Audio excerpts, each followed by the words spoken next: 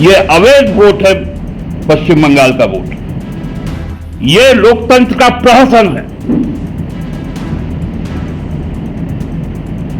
लोकतंत्र का डाका है।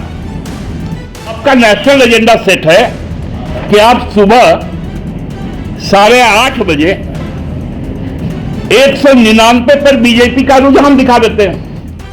हम तो बंगाल के चुनाव को अवैध मानते हैं। 5 राज्यों में विगत माह 23 तारीख और 29 तारीख को 2 चरणों में 5 राज्य विधानसभाओं के चुनाव हुए। अब तक के जो परिणाम है वहां स्पष्टतः 3 राज्यों के परिणाम सामने आए हैं। एक पुडुचेरी में, जहां एआईएडीएमके और उनके सहयोगी फिर से सरकार बना रहे हैं, उनको भी बहुत बहुत अभिनंदन। केरला में एक बहुप्रत्याशित जो आशंका थी वो सच साबित हुई और कांग्रेस के नेतृत्व में यूनाइटेड डेमोक्रेटिक फ्रंट 2/3 से भी ज्यादा मेजोरिटी लाकर सरकार बनाने का काम करेगी। अब कांग्रेस पार्टी को निर्णय लेना है कि उनके मुख्यमंत्री कौन होंगे। उनको भी बहुत बहुत अभिनंदन। केरलम के लोगों को भी बहुत बहुत आभार और अभिनंदन। आसाम में के भी चुनाव के नतीजे आ गए। वहां पर जो पहले से तय था, क्योंकि जिस प्रकार से आसाम के अंदर में डिलिमिटेशन करके हर विधानसभा क्षेत्रों को पीटा गया, काटा गया, छांटा गया और जो नतीजा आना था वही नतीजा आया। आसाम के लिए इस बार हम लोगों ने पहली बार वहां पर चुनाव लड़ने का काम किया। 17 सीटों पर हम चुनाव लड़े। हमारे नेता हेमंत बाबू के नेतृत्व में वहां चुनाव प्रचार अभियान हुआ। बहुत अल्पकालीन अभियान में हम यह दावा कर सकते हैं कि हमने वहां पर अपना पांव के छाप छोड़ दिए। हमारा फुटस्टेप वहां पर अब रजिस्टर्ड हो गया। मात्र 17 सीटों में चुनाव लड़कर लगभग 1.5% हम लोगों ने वोट हासिल किया। 10 जगहों में हम तीसरे स्थान पर रहे, एक जगह हम दूसरे स्थान पर रहे और अब वहां के आदिवासियों के जो संघर्ष है उस संघर्ष को आगे बढ़ाने का काम हम लोग करेंगे। और हम आसाम की जनता को बहुत बहुत आभार प्रकट करते हैं कि ऐसा प्यार, स्नेह और आशीर्वाद जो हमें मिला वो हमें एक नई उमंग और तरंग के साथ आगे बढ़ने का एक इशारा कर रही है। तमिलनाडु में भी जैसा एक दक्षिण भारत का, एक खासकर तमिलनाडु का और आंध्र प्रदेश का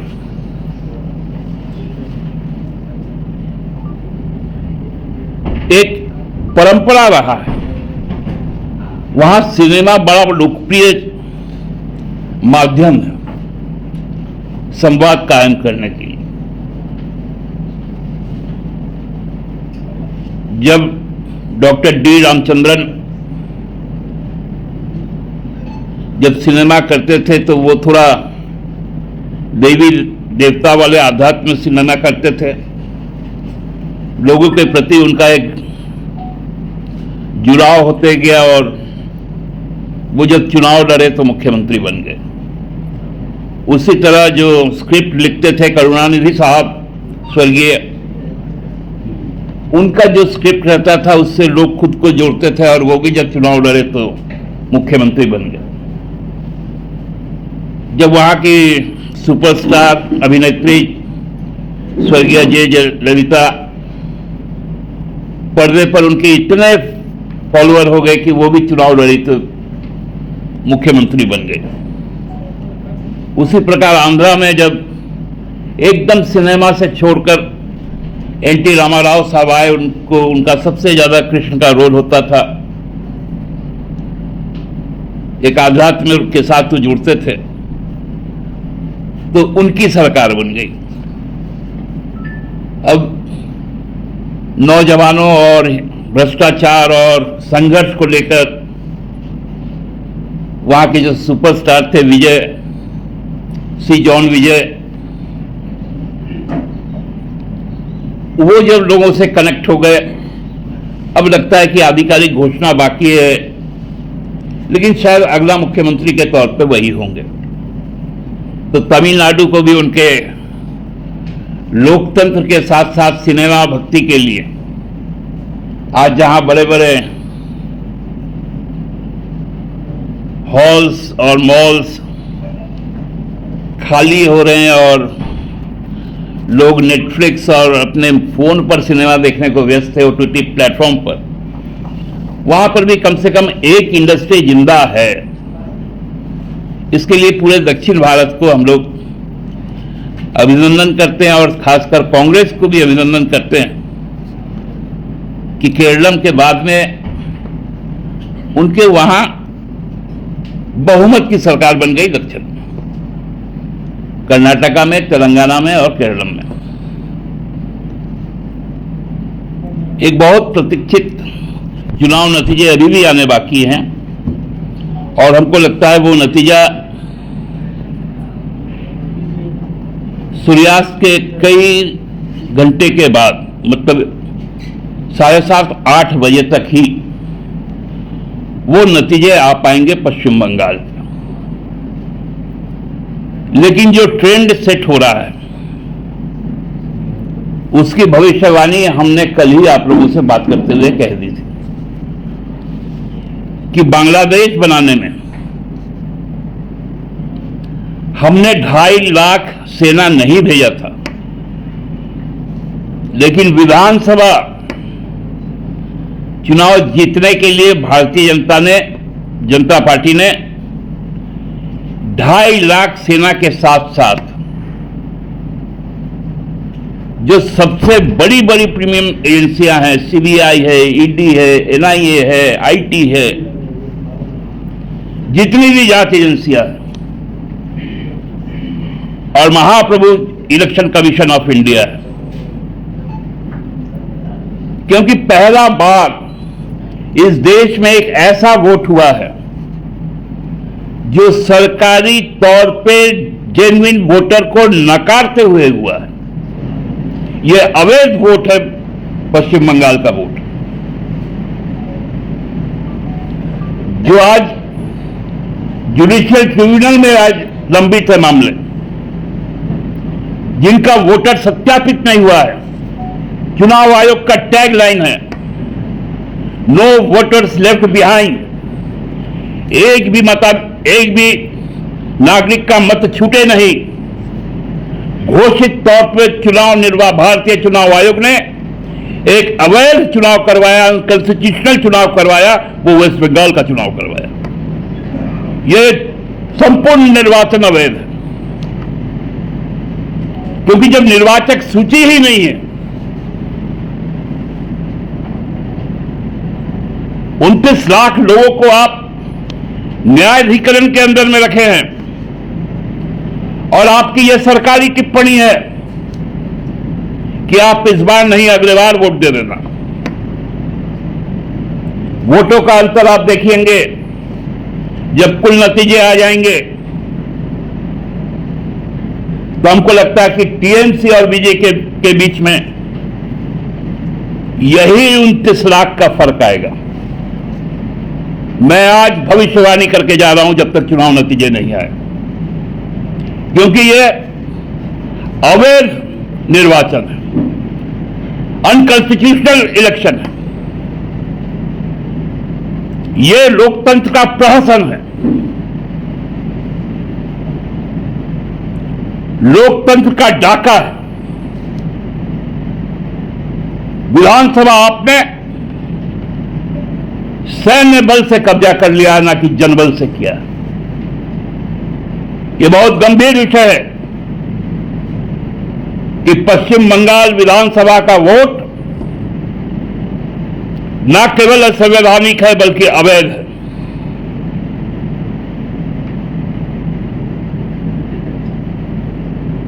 मुझे नहीं मालूम नतीजे क्या आएंगे, लेकिन नतीजे लाने का जो प्रयास हो रहा है वो आगामी दिनों में ये भारत का संविधान रहेगा या नहीं रहेगा इसको तय करेगा। यही मेरी प्रतिक्रिया थी। आप सबको बहुत बहुत धन्यवाद।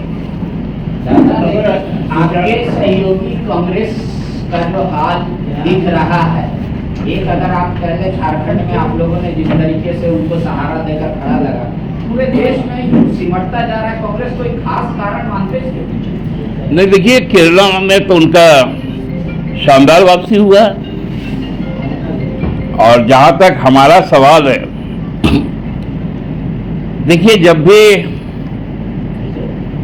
ब्लड में प्लेटलेट्स कम हो जाता है ना, उपेंद्र जी ज्यादा मेडिकल कवर करते हैं, तो डॉक्टर्स कीवी खाने को कहते हैं। उसका जो ऊपरी हिस्सा है ना, थोड़ा थोड़ा भूरा भूरा रहता है, लेकिन जब काटिएगा ना तो अंदर में हरा निकलता है। तो हम लोग के चारों तरफ जो भूरा भूरा हिस्सा आ गया है, वो भूरा भूरा हिस्सा भी है और बुरा बुरा हिस्सा भी है। तो विपक्ष का प्लेटलेट बढ़ाने के लिए हम ही काम आएंगे। क्या लगता है कि बंगाल में अगर कांग्रेस साथ होती, कहां बंगाल में अगर कांग्रेस टीएमसी, अब ये कांग्रेस टीएमसी के साथ होती है, टीएमसी कांग्रेस के साथ होता, ये जेएमएम कैसे तय करेगा? तो मैं तो कह रहा हूं कि वहां का चुनाव भी अवैध है। हम तो बंगाल के चुनाव को अवैध मानते हैं। लेकिन आसाम में भी कुछ करिश्मा नहीं कर पाई कांग्रेस, यहाँ भी पिछले बार भी 16, इस बार भी 16, मतलब यहाँ से लगभग हमको लगता है कि 3.5 से 4 किलोमीटर दूर प्रदेश कांग्रेस कार्यालय है, और उससे लगभग 1180 किलोमीटर दूर कांग्रेस का मुख्यालय है नई दिल्ली में। बेहतर होगा आप वहां से संपर्क साध करें। केरल में जीतते हैं तो उसको जेन्युइन बताते हैं, नहीं, केरल आते हैं तो आप उसको अवैध बताते हैं। केरल में एक भी वोटर बाहर नहीं है, तमिलनाडु में भी एक भी वोटर बाहर नहीं, आसाम में भी एक भी वोटर बाहर नहीं, पुडुचेरी में भी एक भी वोटर बाहर नहीं, केवल पश्चिम बंगाल में 27 लाख वोटर बाहर है, वो न्यायालयीकरण के अंदर में। तो सुप्रीम कोर्ट तक मामला गया। मैं तो इसीलिए कह रहा हूं कि अवैध। सुप्रीम कोर्ट के मैं कल यदि मैं बोनाफाइड वोटर हूं, कल यदि मेरा वोट सही हो जाएगा तो आप इस निर्वाचन को सार्थक बोल पाएंगे कि मैंने किसको वोट दिया था या नहीं दिया था। और मैं ये भी कह रहा हूं कि कुल वोटों का अंतर यदि देखिएगा, मैं कोई अंतर्यामी नहीं हूं, लेकिन राजनीतिक कार्यकर्ता होने के कारण और चुनाव को समझने के कारण मैं आपको कहता हूं कि ये वोट का जो अंतर है, कुल वोट का अंतर, ये लगभग 27 लाख का ही निकलेगा। लेकिन दादा बीजेपी तो ये भी कह सकती थी कि अगर 27 लाख को मंजूरी मिल जाती तो हो सकता है कि टीएमसी 1-2 सीट पे ही दिखती। उनका कहना ये भी है कि इन्हीं के बल पर वो जीतती थी टीएमसी। और ये दिल्ली इसका के वोटर्स हैं। ये घोषित है। जैसे आप बीजेपी के भी वोटर हो सकते हैं दादा। देखिए मैं क्या कह रहा हूं, आप लोग मेरी बातों को गलत अंदाज कर रहे हैं, क्योंकि आप लोगों का जो नेशनल एजेंडा है वो सेट है। आपका नेशनल एजेंडा सेट है कि आप सुबह 8:30 बजे 199 पर बीजेपी का रुझान दिखा देते हैं। 8:30 बजे। तो जब आपका ये एजेंडा ही सेट है तो ये प्रश्न आपके मुंह से आएंगे। तो आप अपना एजेंडा सेट करते रहिए, हम आपके खिलाफ जनतांत्रिक लड़ाई लड़ते रहेंगे।